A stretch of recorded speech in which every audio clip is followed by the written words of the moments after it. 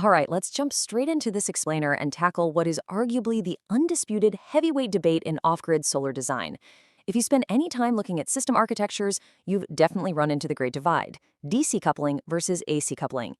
Usually, the conversation just boils down to comparing inverter specs or tossing around basic efficiency percentages.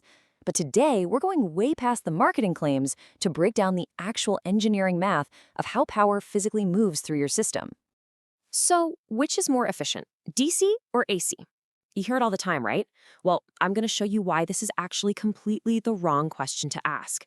If you base your system design on this rigid binary idea of efficiency, you're going to end up with hidden power drains you literally never saw coming. To really get this, we need a massive paradigm shift. Instead of asking which topology is generally better, we gotta ask, how many times are we actually converting energy before it even reaches the load?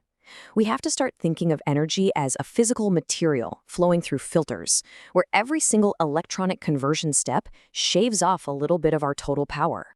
Section 1, the core efficiency equation, the math behind the system. When we map out every single point of friction in a setup, we're faced with a literal gauntlet of obstacles.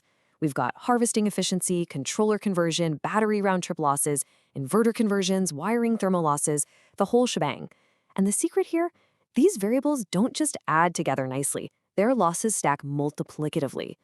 Multiplicative stacking. This is huge. It means energy losses literally multiply across every single conversion stage. Actually, think of it like a leaky bucket passing water to another leaky bucket, and then another. You don't just lose 5% overall. The more steps you take, the faster your total system efficiency bleeds out into thin air. Every cycle is just a fraction of your power. Section 2, DC coupling, the wiring penalty. In a standard DC pathway, energy hits the MPPT, goes straight to the battery, and then flows out to the inverter to run your loads. It stays as direct current right up until that final step. Fewer conversion layers means a much lower cumulative loss, right? On paper, it sounds incredibly efficient.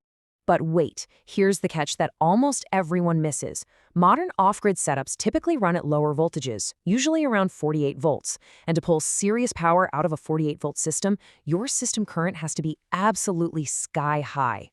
Thanks to Ohm's law, specifically power equals current squared times resistance, that massive current exponentially increases the resistive losses in your cables and bus bars.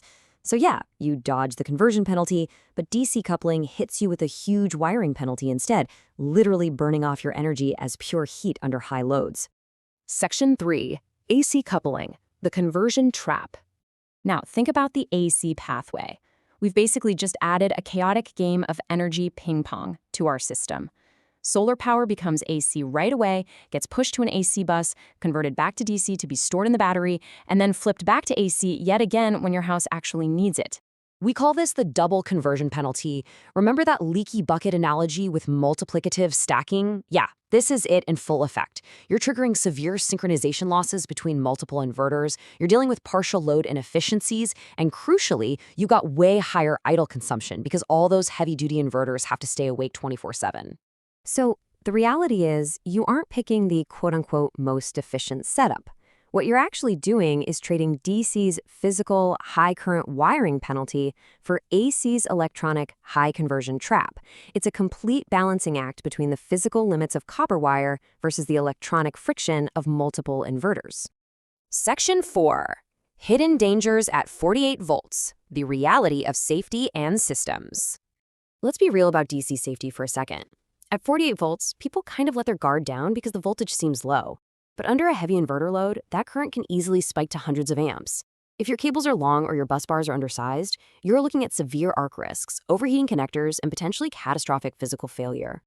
On the flip side, AC coupling takes away that insane DC current stress, sure, but it introduces a totally different headache. You now have multiple energized sources, which means complex backfeed risks. If the grid drops or something faults, coordinating the shutdown of all those separate inverters is a nightmare. Both systems absolutely demand strict, flawless breaker and isolation strategies to be genuinely safe. Which brings us to Section 5, optimizing your energy pathway, synthesizing the engineering truth. All right, let's bring it all together. DC coupling isn't magically better, and AC coupling isn't just some easy, flexible retrofit. The success of your system depends entirely on your specific energy behavior. Long cable runs and huge surge loads, AC might actually make a lot of sense despite the conversion trap. Everything compact and you hate idle consumption, DC is probably your absolute winner. If you take away one thing today, make it this rule. Engineering is not about choosing a system, it's about optimizing energy pathways. We've got to stop relying on simple one-size-fits-all diagrams. Start mapping out exactly how power physically moves from your panels through every single wire and filter to your loads. So I'm going to leave you with this. Take a hard look at your own off-grid setup, or the one you're planning. Run the math on those conversion layers, measure those cable runs, and ask yourself, which part of your energy pathway is secretly draining your power right now? Find that leak, optimize the path, and that is how you unlock true efficiency.